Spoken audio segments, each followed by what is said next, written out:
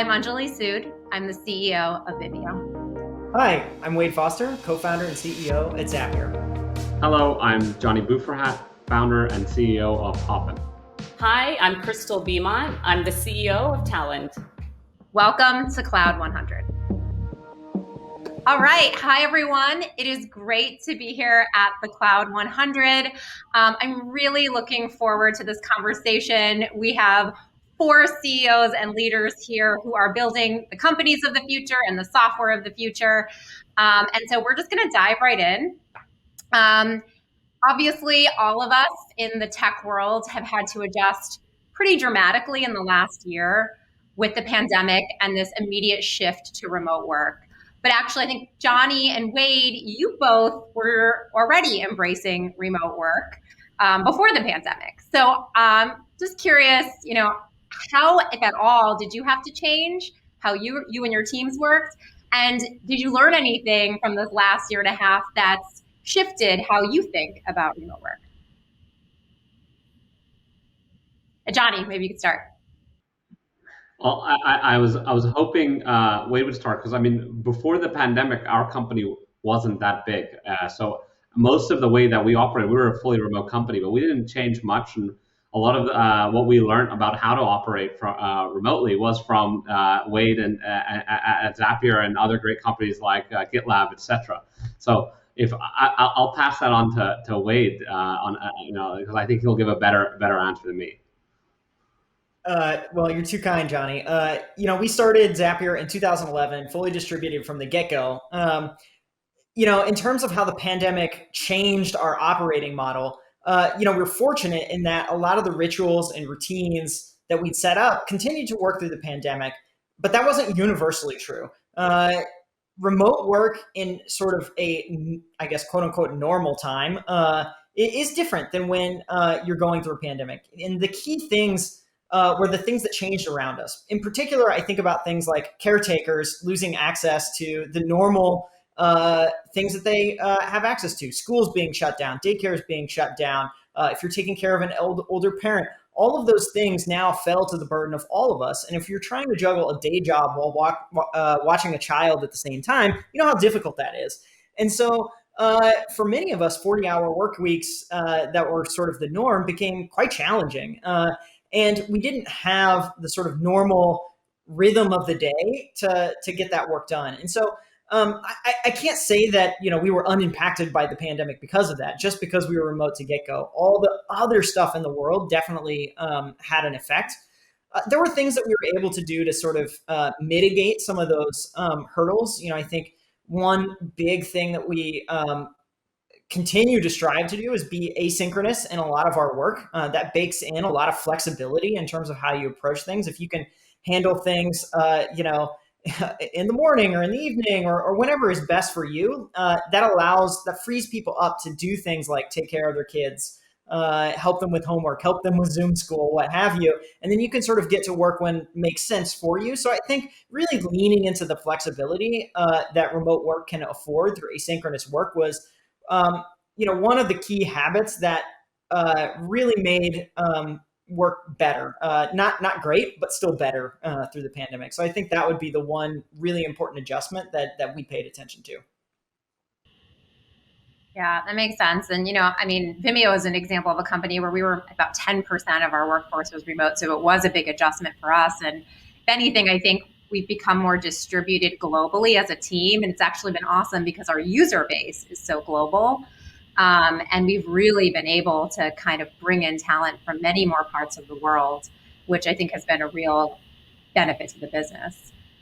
Crystal, you had a really interesting experience. I believe you literally stepped in as CEO like a few weeks before the pandemic hit, which must have been yeah, amazing timing. So how did you navigate that transition of literally like coming in and getting up to speed while also managing through this sort of crazy time? Well, it certainly was an interesting time, and it was something that no matter how long you were in the chair, I think it was a challenge. It was really about the uncertainty of knowing, how much you could continue to run fast when you had a lot of plans ahead of you, and how much you needed to slow down just to see around the corner of what was next. And I think what it did, if to put a positive spin on it, was really required action and decisiveness, because there wasn't really a choice to just sit and wait. I didn't feel like that was the right thing to do. And so really it was about putting things into action, not just about what we were going to do from a strategy perspective, but how we were going to take care of our employees and what it meant to define well-being that went outside of physical health, but also mental health, which is a really big focus for me and the way that I think about taking care of the people that run this business. I think it's an incredible feat. I can't imagine having to do that while becoming the CEO of a company for the first time. So let's talk about, each of us are leading companies that are trying to use technology to help people work better. I know Vimeo, since the pandemic, we saw a big spike in large companies using video in ways they hadn't before, live streaming their town halls in Netflix-like quality, HR, teams sending video messages to welcome employees. Every employee is sort of becoming a content creator, and we've been sort of building the tools to make that easier. I'd love to just kind of, for each of us to share sort of what are the things that you've seen that the pandemic has actually changed behavior and opened up opportunities for your technology, and what innovation are you most excited about bringing to your customers? Maybe Johnny, you could start us off. Absolutely. So for us, obviously, the past few months, we've seen a huge amount of adoption, not only of the typical type of events that you'd expect Hopin to be powering, like a virtual conference like this, but more on the internal conferences that people are hosting inside their companies. So whether it's a company all hands or a workshop or a sales kickoff or whatever it is across the company, that's where we're starting to see lots of usage, because people are starting to adopt this, a more virtual and remote mindset. Even if you're going back into a hybrid workplace, you still need to talk to all your employees wherever they are in the world. So, outside of the extended use cases, outside of company recruitment fair and virtual conferences, we're seeing a lot of that. On top of that, we made some quite interesting changes to how our product works, and in terms of we added Boomset, which is a physical event provider, to our suite, so that we're able to power these hybrid events right in the middle, where you have people attending on site, but also virtually. And so, innovating in that space, which really wasn't a thing, hybrid events, has been super exciting for us, and also a huge opportunity for us to invent. And that's what we love doing as a company. I'm curious, do you think that you can create a world or technology and experience where the online experience is just as engaging and sort of effective as the offline experience? I think there's two parts to it when it comes to engaging and effective. I think when it comes to the effectiveness, I think 100%. I think organizers already who run events on Hopin see that they get to attract people, 10 times as many people wherever they are in the world. And the sort of data and analytics that they're getting from these events are unlike anything you could get from a physical event, from how engaged they actually are with the content that they're watching and who they're networking with and who they're engaging with at the event. Now, from an engagement piece, I think it really depends. I don't think the virtual component's going to compete with a fire-breathing, sort of event where you're kind of learning yoga or whatever it is, where it's really, we call them experiential events. But everything else that's content-based, I think virtual is a lot more engaging, and I think it can be a lot more engaging. And that's why we've implemented so many integrations as a platform, where you're able to now implement trivia inside Hopin. You're able to really far third-party projects, like if you wanted to play poker within a session during a Hopin event, you'd be able to have that sort of extreme setup. And all of these things, add to that engagement piece. And you asked about what the most exciting thing for us, in the long term is. We're super excited. Like we think that similar to how Vimeo sees the world from video being the future. We also see, video being the future like many other companies. And I think, we're going to be doubling down on, not only the larger events that you see hopping in, but also smaller to medium-sized meetings and events. And I think, I think there's a next gen that's coming because of the pandemic, where companies realize how much innovation is needed in order to take us to the next steps of hybrid and remote workplaces. Well, you're definitely speaking my language. Wade, what are you seeing at Zapier? Yeah, I think Crystal talked a little bit about the importance of speed and agility and decisiveness. And I think so many companies realized how important that was. And at Zapier, I think that's one of the things a lot of our customers benefited from, was being able to build automation, build new systems and processes in minutes and hours rather than days and weeks. We had a customer that provided event building exercises at museums in New York City, and overnight, that business lost basically all of its business, went from $3 million to nothing, and had to lay everyone off. But they were able to pivot to teambuilding.com and start providing online experiences, in part because they were able to build out the entire business through Zapier in a weekend. And that business now has more employees than it had before the pandemic. And so being able to build out these applications, websites, workflows, automations, whatever you want to call those, in such a short amount of time is something I think all of us have learned, is that ability to adjust, adapt on the spot, and having technology that allows you to do that is so critical. I think that's a forcing function. I think it's a wake-up call for something that's been long overdue. I look at it as, if you could take a positive out of it, and I always try to look at, the reality of a situation is it checks you to see if you're working at the level that you need to be working, both on behalf of your company and your customers. And I completely agree with you. I think we're behind, quite frankly. I think if we take a look at how long it took us to get here, you would never want this to be the thing. But now that it is, it's what's possible. How do we push ourselves beyond what's even thinkable right now? And it's the same for us. I mean, we look at customers like Vyaire Medical. Ventilators have been a really important part of solving for at least the repercussions of COVID. And we have Vyaire Medical, they could at most create 60 ventilators a week. 60. And Ed would tell me, the guy who runs all of their data that processes the operations of their organization. He's like, Crystal, maybe we could get it to 61. They do 600 a day. And they do that because they had to rethink the way, and it's automation, exactly what you were saying. And they had to force themselves outside. But if they didn't have a good foundation of data and some of the things that require you to run operations at a speed that you can, it for us was really about, showing up for our customers in a way that they had to stay in business. They had to reimagine the way that they met their customers online. And we have pharmaceutical companies that had to make sure, more than anything, that the data they were using were helping them instrument and make good decisions and operate their business. And you know what happens when you don't have good data? It's not necessarily the best outcome, but I just think this is a wake-up call.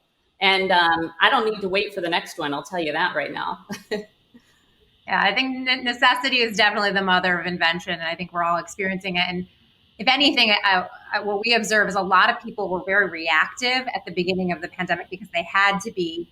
And now, as we're sort of reemerging, people are becoming more intentional about the way that they design their technology stack and workplace environments. And I think it's a good segue to a topic that I'm sure you all have been dealing with a lot, which is culture. If anything, I know I've learned a lot about being more intentional about sort of supporting employees, ensuring people are informed, productive, engaged during this time. And I'm wondering, does anyone have any great hacks or solutions or things that have just worked incredibly well beyond what you imagined, or that you're definitely going to be continuing, that you want to share for other leaders? Anyone who has a good one? I mean, I can jump in. Oh, you go for it. You would think, having run a remote company for a decade, that we would have this solved. But I still think this is even an area that we realized how important in-person activity is. We relied on in-person events twice, 3 times a year to really build that human connection. And when that disappears, I think you start to notice how transactional distributed work can seem. It's an email, a Slack conversation, a quick Zoom call, and it's usually down to business. And if you do that for a prolonged period of time, you start to notice things just don't click quite in the same way because those relationships aren't established.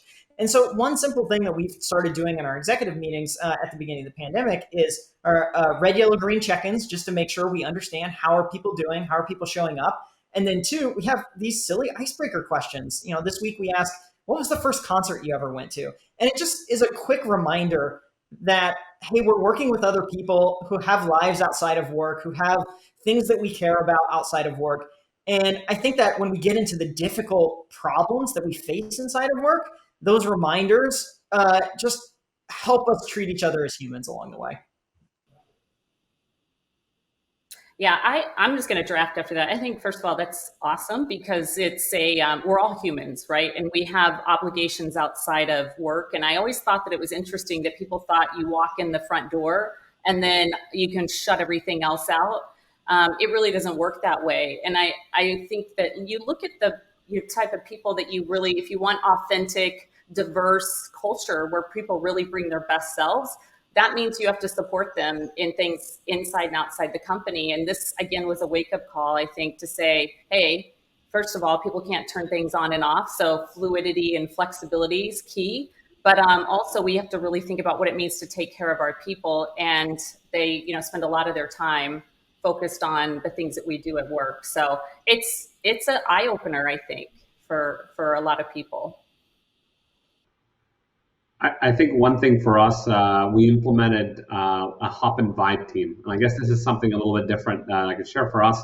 It might be a honeymoon period type thing, but at the company we have an internal NPS of over 90, and I think the way we've done that is through this vibe team, as well as being obviously is probably a honeymoon period with how long we haven't been around for as long as a lot of the other companies, but. It's worked incredibly well for us. This team basically runs events weekly for people, from mental health events to trivia nights to events now city by city. So wherever we have more than 10 people in a city, they have a community member that works with a Vibe team to run whatever type of events this per city they want to run, or per town if there's anyone within 10 people plus. So we're that Vibe team has been instrumental for us, and I got to say, like, it is a little bit of a pitch, but I mean, we've been using StreamYard even before the acquisition of StreamYard to basically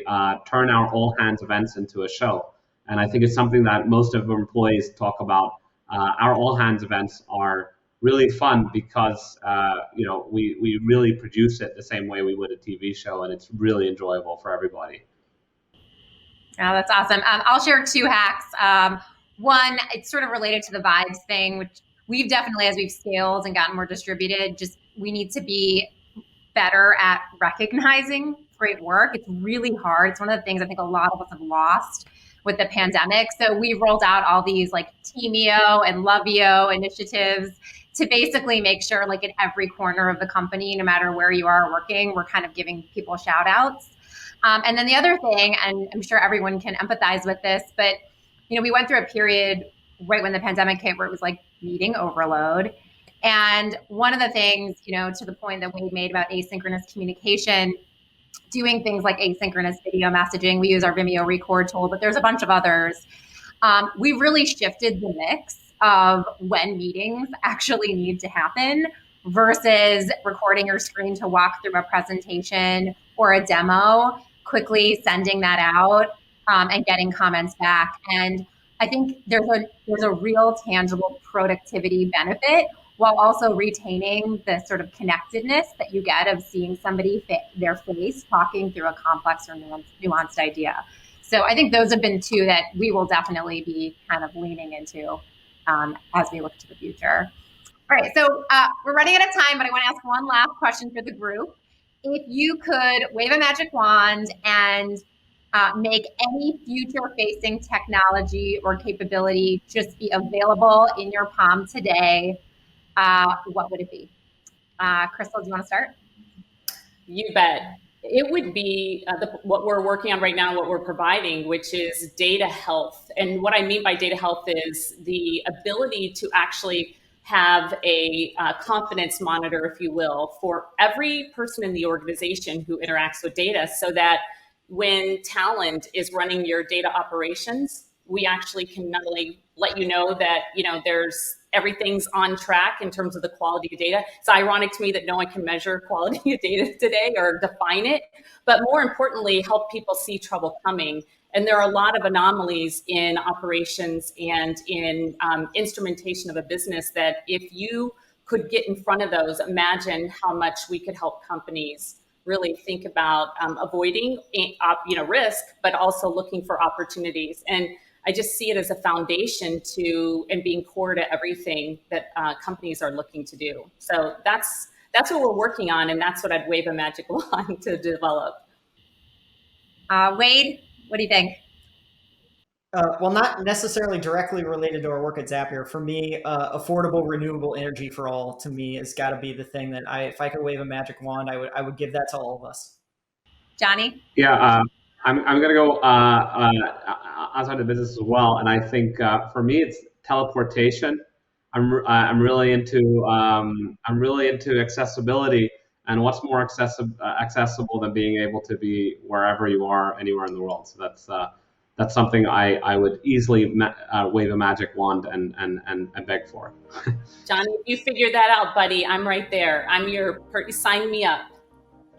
Virtual events, in-person events, what is it? It doesn't matter anymore, right? Does it? I love that. Thank you all. It was a really great discussion, and we appreciate it. Bye. Thank you so much. Bye. Thank you so much.